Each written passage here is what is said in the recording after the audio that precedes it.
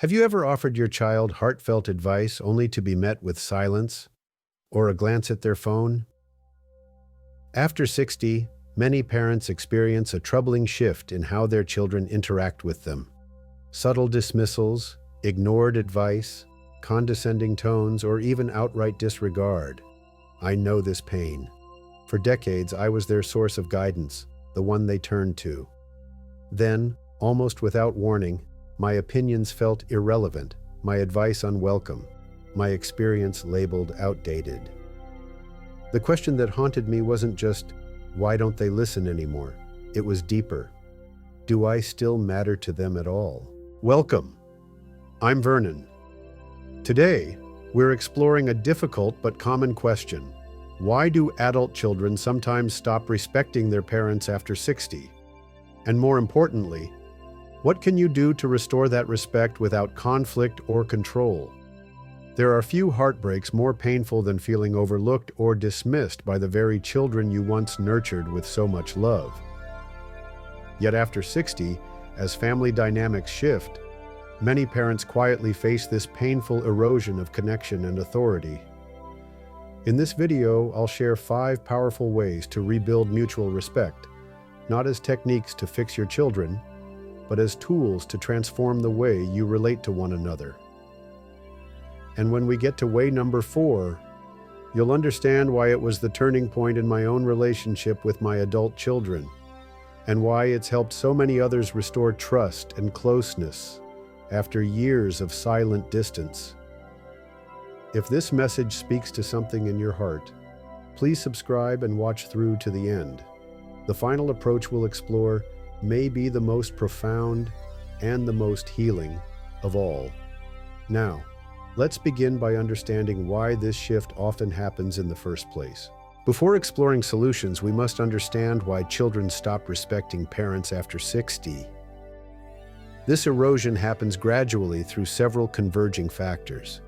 First, the role reversal effect occurs when adult children assume caretaking responsibilities, unintentionally viewing parents as universally less capable, not just in areas needing assistance.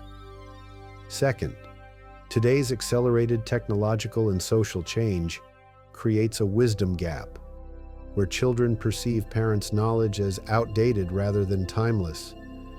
Third, unresolved history resurfaces as children reach middle age and parents enter senior years, bringing past conflicts and parenting mistakes to the forefront. Fourth, fear projection happens when adult children emotionally distance themselves as they witness parents aging, an unconscious response to their own mortality fears. Finally, competing pressure squeezes adult children between caring for their own families and aging parents, often manifesting as impatience or dismissiveness. This understanding reveals that diminished respect rarely reflects simple disregard, but rather complex emotional and practical adjustments both generations navigate without proper awareness or tools.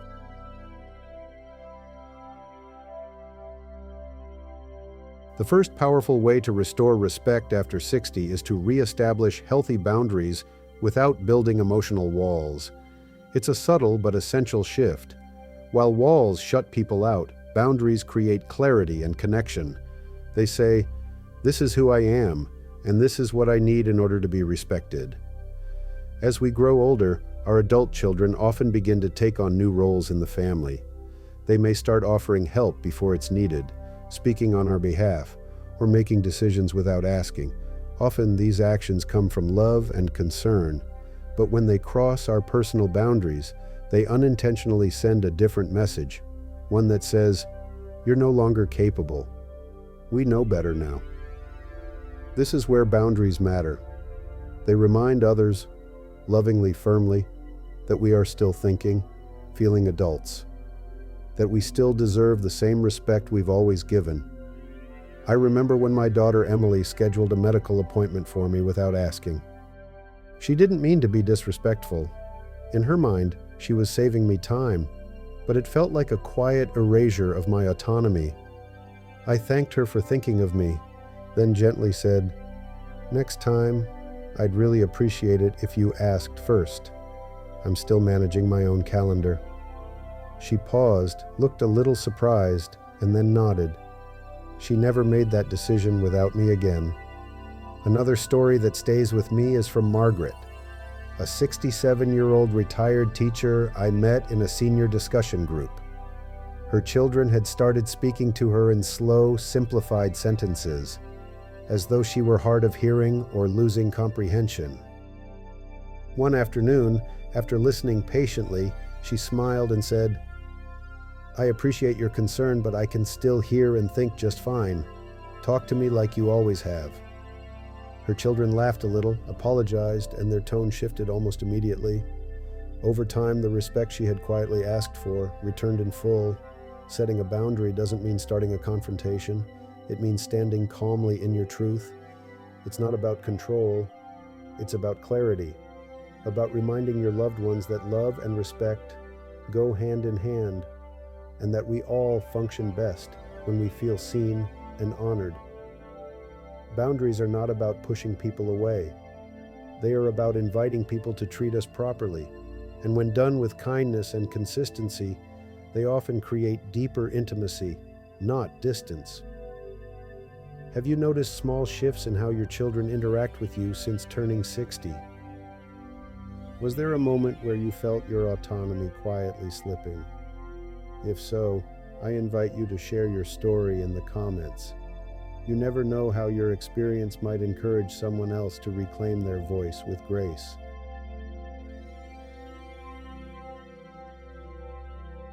The second powerful way to restore respect when children stop respecting parents after 60 is practicing transformative listening that fundamentally changes your conversations.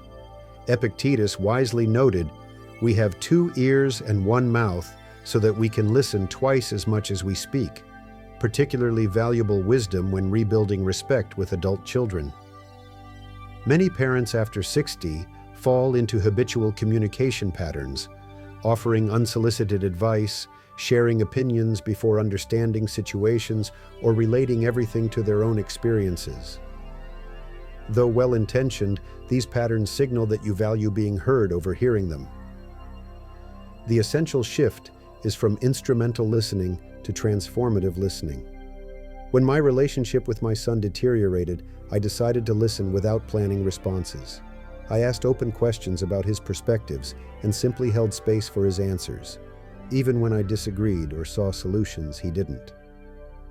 A 72-year-old executive shared, "I'd been listening to my daughter for years, but always to fix or advise. When I finally started listening to understand, she noticed immediately and said, 'Dad, this is the first time I've felt like you're really hearing me.' That comment was worth more than gold."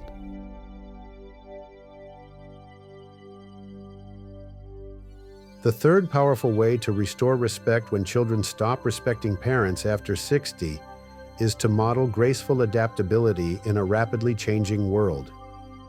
The philosopher Heraclitus taught us that change is the only constant in life. This wisdom becomes particularly relevant after 60, when our ability to adapt to new realities significantly impacts how our children perceive us.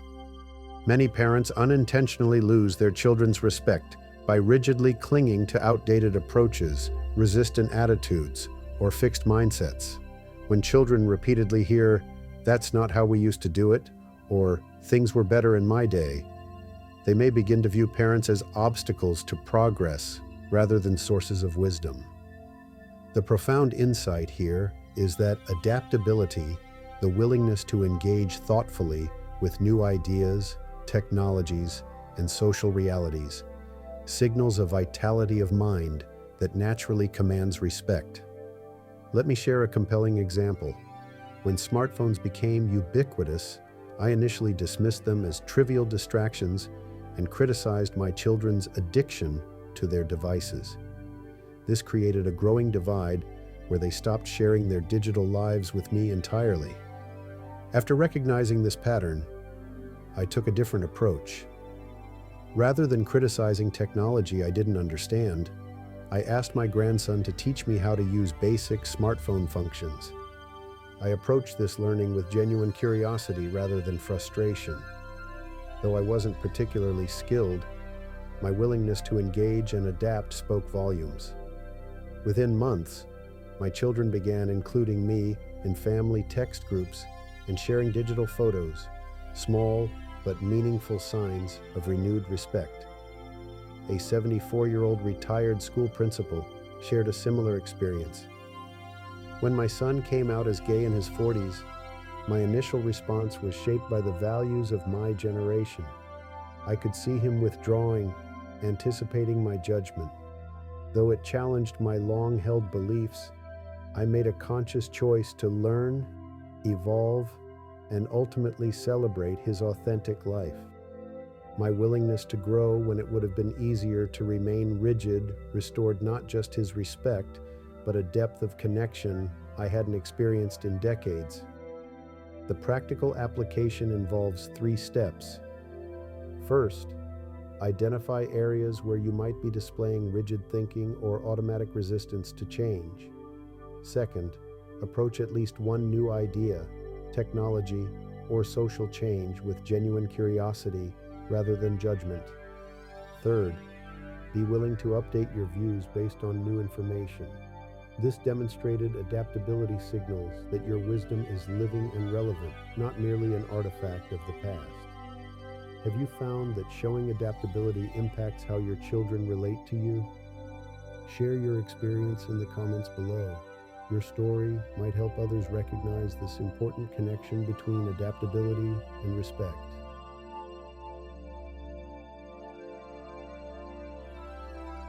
The fourth powerful way to restore respect when children stop respecting parents after 60 is to actively maintain independence while gracefully accepting appropriate interdependence.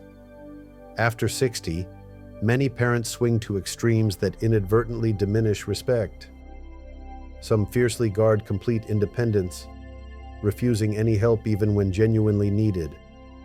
Others surrender independence entirely, becoming unnecessarily dependent on their children. Both extremes can erode respect. When I turned 65, I made a deliberate decision to maintain robust independence in areas where I was fully capable.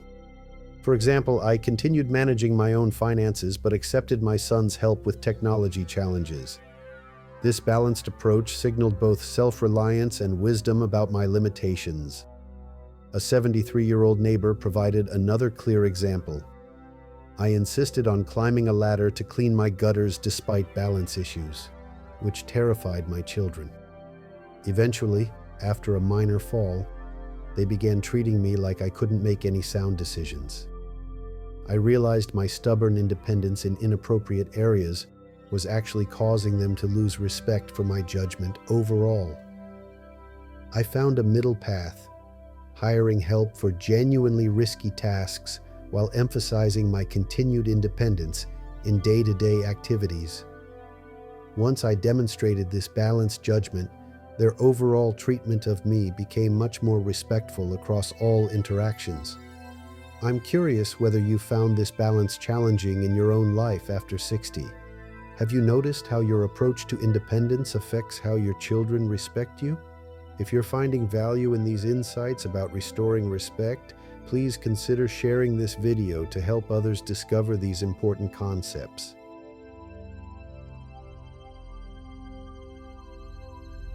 The fifth and perhaps most transformative way to restore respect when children stop respecting parents after 60 is this: embody wisdom. Don't demand it. Real wisdom isn't about age or the number of years we've lived. It's about how we live, how we listen, and how we respond. It's not something we declare. It's something others sense. As Socrates once said, "The only true wisdom is in knowing you know nothing." That quote might sound ironic at first, but there's deep humility in it, and humility, not authority, is the quality that most invites respect. This is where many of us get stuck. After 60, it's easy to believe that respect should be automatic. After all, we've raised families, weathered crises, worked decades, built lives. Shouldn't our experience speak for itself? And yet, we're often met with quiet dismissal. Our stories seem outdated. Our advice is politely ignored. Our place in the room feels smaller than it once was. I know this personally. A few years ago, my children started nodding when I spoke, but I could tell they weren't really hearing me. They were being kind, but I was no longer someone they turned to. One day, after feeling particularly shut out, I took a step back and asked myself, am I trying to be heard, or am I trying to connect? That week, I stopped giving advice. Instead, I started asking more questions. I asked my son, "What's that been like for you?" And then let the silence stay. He opened up more than he had in months. Later he said, "Dad, I didn't expect you to get it, but it means a lot that you tried." That moment didn't come from being right. It came from being present. This is what it means to embody wisdom. Not to push our experience forward, but to offer it gently, with awareness and openness. To say, "Here's what I've learned. What do you think?" Rather than, "Let me tell you how it is." It's in small gestures that this wisdom takes root. Asking before advising, sharing stories instead of sermons, admitting when we don't know something. When our children see that we're still growing, still learning, still curious, they naturally begin to lean in again. One 82-year-old man I spoke with told me, "Everything changed when I stopped starting sentences with 'in my day.' Instead, I just asked about theirs. And to my surprise, they started asking me about mine again." If you're over 60, you've likely carried more than most people will ever see. Grief, change, reinvention, survival. That lived experience is powerful, but its power comes through best when offered with humility, not expectation. In a world that moves quickly, where attention is scarce, what cuts through isn't authority, it's presence. So if you're wondering why your children don't seek your wisdom like they once did, ask yourself this: am I giving them a reason to? Not by insisting on being respected, but by showing that my wisdom is alive, engaged, and still growing. Have you ever experienced a moment where humility earned you more connection than certainty? If so, I invite you to share it in the comments. Your story may be exactly what another parent needs to hear today. As we conclude our exploration of why children stop respecting parents after 60 and how to restore that respect, let's remember how these 5 approaches work together. When you establish healthy boundaries, you create space for meaningful listening. Through deep listening, you understand how roles are changing. By adapting to role changes gracefully, you determine where independence matters and where interdependence helps. Throughout everything, embodying true wisdom rather than demanding recognition builds authentic respect. The core truth is simple. Respect cannot be demanded based on age or past role. It must be earned through how you show up today. Of these approaches, transformative listening often creates the most immediate shift.